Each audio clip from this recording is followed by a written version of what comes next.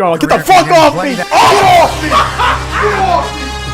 Someone's coming towards me. I'm grabbing his skull and I'm throwing you. Me how fuck nigga. They got the most terroristic DBs of all time.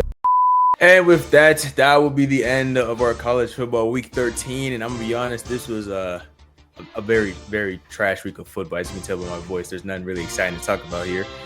You know, a lot of teams got their ass. Oh my gosh. A lot of teams got There's their always ass. something exciting. Gang, this shit was bad.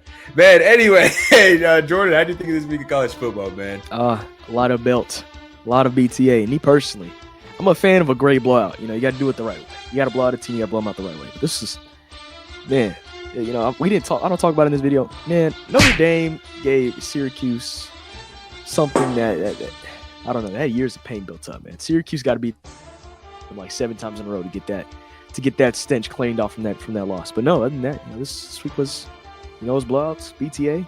Not much to say about it. Man, facts. Not much to say because sadly there were nobody that's joining, you know, the glorious team of first team all upsets this week. So without further ado, we're not gonna waste no more time. OU versus Mizzo. Gonna go ahead and say this now. Mizzo, what's really going for y'all anymore at the point of the season? Y'all's offense was getting clapped left, right, and center. Bo Priblett was out there fighting for his life. Shit, man, that brother was fighting for his life. OU's offense still, you know, pretty mid. Not really the best showing out there. You know, not really anything crazy happened. But their defense, man, defense was stepping up. That defense, something serious. I would know personally. But sadly, OU gets the win at home in Oklahoma. Mizzo gets a pretty mid loss. They got to go back to Missouri. Yeah, man, that's just about it. All right, let's talk about the number 1 team in the nation. I don't know why we don't talk about them on this program this much, but I mean there is a good reason, because they just laid belt. The last time Ohio State had an opponent within 10 points at the end of a game was Texas in week 1. That was the last time somebody came in within 10 points of Ohio State. No Smith, no Tate, both out for this game, and they still went out there and laid belt on Rutgers. You know, now, to be fair, it is Rutgers. But, like, they just couldn't do anything, man. That D-line was getting through, creating penetration. It was a bad day for Rutgers. And to be honest, you know, it's Ohio State's title to lose. Not much to say about that besides, yeah, no, nobody's beating Ohio State come time to win a championship. Anyway, man, I was gonna agree with that point until I remember they play Michigan next week. So, yeah, anything could happen there. SMU versus Louisville. Belt to ass. I came with hopes that Louisville was going to step up to the plate. They didn't step up to the plate. They got stepped on. Just absolutely stepped on. Kevin Jennings had a fucking field. It was like watching an NFL linebacker beat an innocent child with a helmet and take their candy. That's what I was watching. There was nothing productive here happening for Louisville whatsoever, man. Louisville gets slapped in Dallas, and SMU gets another win for the ACC, man. And as of right now, the ACC is completely up in arms after what Georgia Tech just pulled. But we'll get into that later, though. Yeah, good win for SMU. Nothing more to say about this. Well, staying in Texas, man, Houston and TCU. Quite the matchup, man. Number 23, Houston hosted TCU, and TCU went in there. And Josh Hoover, man, he is college football's Jameis Winston. Changed my mind. He went out there. He threw 3 interceptions, 2 touchdowns, and got the victory. He got the most important stat of the day. That's all that matters. He just be throwing it hoe up and praying somebody catch it. And that's the way he plays football. And you know what? That's the way it should be. Now, on Houston's side, they just refuse to be good at football. They go out. They have a good stretch of games. You know what I'm saying? They look good. Oh, Houston can make the playoffs. And then they don't. And now, they're in the same spot they always been. They keep ending seasons 3 losses, 4 losses, because they just keep piling on them at the end of the year. And I just don't understand, man. The Big 12 is now a 3-team race. Utah, BYU, Texas Tech. Really, any of those 3 could win. Any of those 3, I think they're getting the G5 contender in the first round. I believe so. If the playoff brackets to be believed. So, you know, honestly, whoever wins the Big 12 probably going on to the second round to get destroyed by whoever's there, because none of these guys can even compete. Besides Texas Tech, but that's still iffy. That's off the game, you know. Houston, TCU, Houston's out. Man, speaking of players throwing shit up, Bama versus Eastern Illinois. I'm 100% sure Ryan Grubb looked at every quarterback in this room and said, y'all can go out there and throw up as many prayers as y'all want to. It don't make a damn difference because we're running the ball for the whole damn game.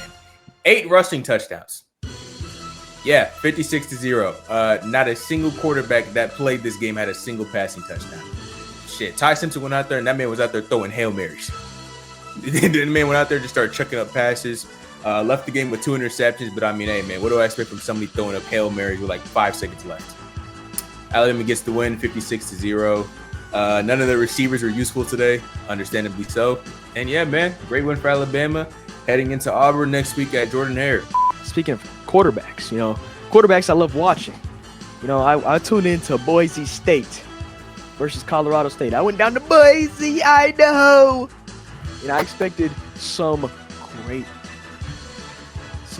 quarterbacking from Maddox Madsen. I turned the game on. And you know who I see? I see Max Cutford taking snaps. Who the hell is Max Cutford? I'll let you know, man. The guy went 22 of 34, 239 yards. He didn't play bad. He didn't throw a single touchdown. That's because every running back on the roster got a touchdown today. They let Gaines get a touchdown. They let Sherrod get a touchdown. Gillen Riley obviously got his touchdown. They let North get a touchdown. You know what I'm saying? We got to shout out the 3 catches for 4 yards from the Cameron Bates. Cameron Wesley. 533 total yards for the Boise State offense. Really was just a well-oiled machine on this day. And this isn't the Boise State we seen last year, obviously. But 7-win Boise State team, not bad. A couple games they probably should have won, aka the last 2 weeks. And they would be in the playoff. They would be considered, but can't win them all. So, great game from them. That's all I got to say for this segment. Man, speaking of a great game, or what I thought was going to be a great game, Oregon versus USC. And this game was quite literally 2 teams that are complete polar opposites meeting up head-to-head. And for the first half, this game was looking pretty good. I'm talking about firepower from both offenses. Defenses were stepping up. And then USC started turning over the football and all hell broke loose. Because immediately after that, from that point on, Oregon's run game just decided to go out there looking like the Chicago Bears in the 80s and just absolutely run left, right, down, center on these boys for the entire game. Oregon puts absolute belts on USC in Eugene. And USC is cooked. There's no more playoff hopes. Straps, boys. But hey, man, good win for Oregon. You got another ranked win in y'all schedule, so y'all don't got to worry about the committee throwing y'all out the window if y'all lose a football game. So yeah, man, that's all about it. All right, man, let's go back down to the SEC because we had a heavyweight matchup, man. Florida versus Tennessee. What a matchup going down there, all right? DJ Lagway didn't turn the ball over a single time. Now, you would think, they had a pretty good game. It was pretty close. No, they dropped 11 points. And it was just sad. It was kind of like it was just dead. Florida State's season, it's over. Tennessee, I mean, they could fight for a playoff spot, but do they deserve it? There's just a lot going against Tennessee for a playoff spot. 3 losses to the top of their division. It's just looking impossible for them. So really, it's just a game between two pretty much dead seasons that very much underachieved in everything they wanted to do. Well, man, speaking of dead seasons, Utah was very much about to join this conversation of a dead season if they had not locked in at the last second with Devin Dampier, because my God, the run attack from both teams from this game was absolutely crazy. This right here is just say, fuck it, we're not throwing the ball. We're gonna use our legs the entire game. Devin Dampier, I know when you get back to the locker room, your legs about to be sore as shit. For Kansas State, your running back, give that man a trophy. Build that man a statue. 3 touchdowns. 3 touchdowns, 293 rushing yards. That man, he did everything he could. He did everything he could. Sadly, his quarterback, Avery Johnson, absolutely just sold the game. Because I don't know what that man was seeing on the last drive. That man was seeing ghosts. Just do absolute dime.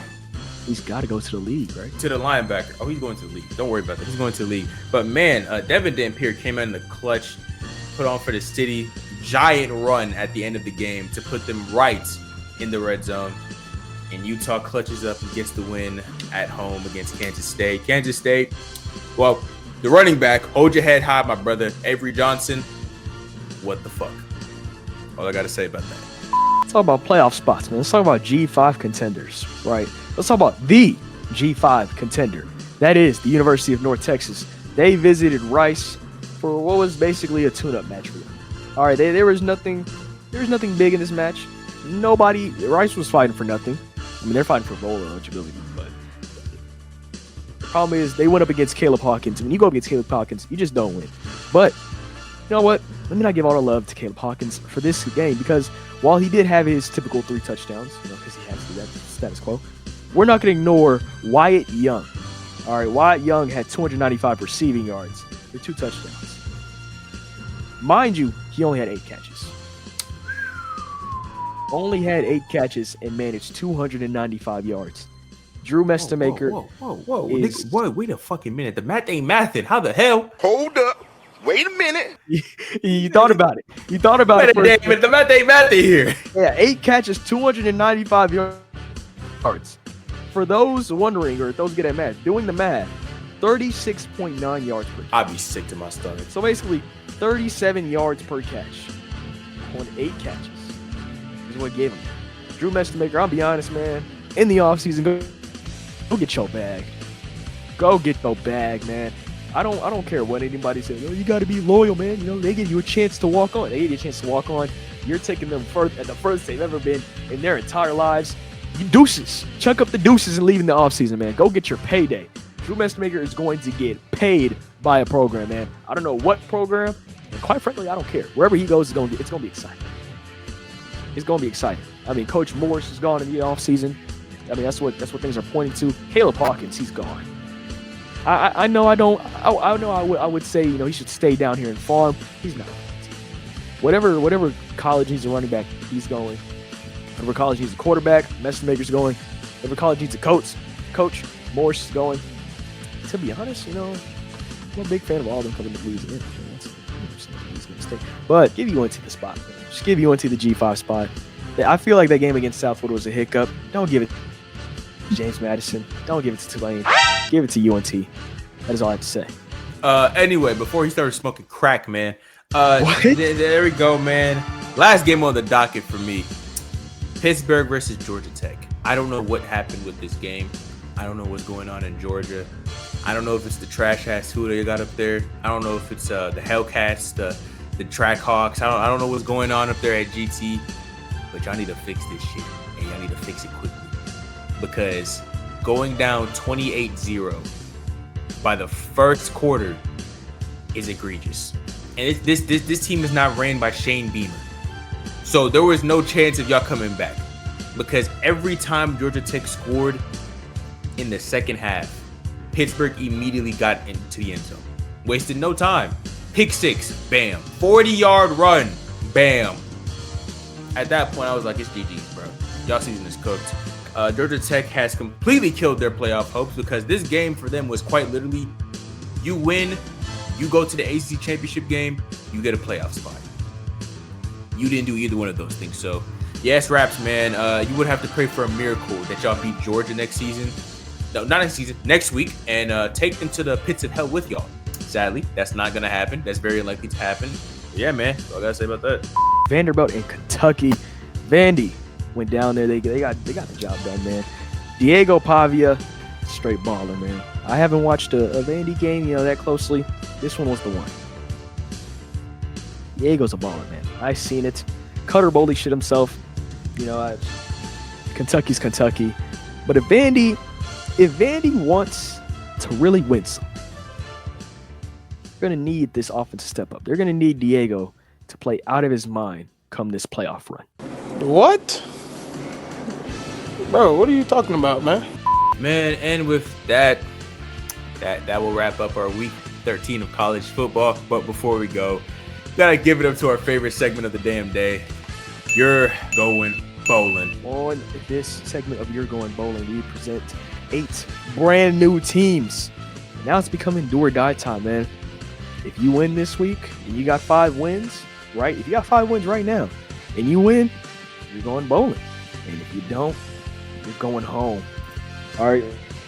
A lot of teams have been eliminated Now, I will say before I formally start the segment, there is one team that is playing as we are recording, Utah State, who is 1 win away. They're down by 3 against Fresno.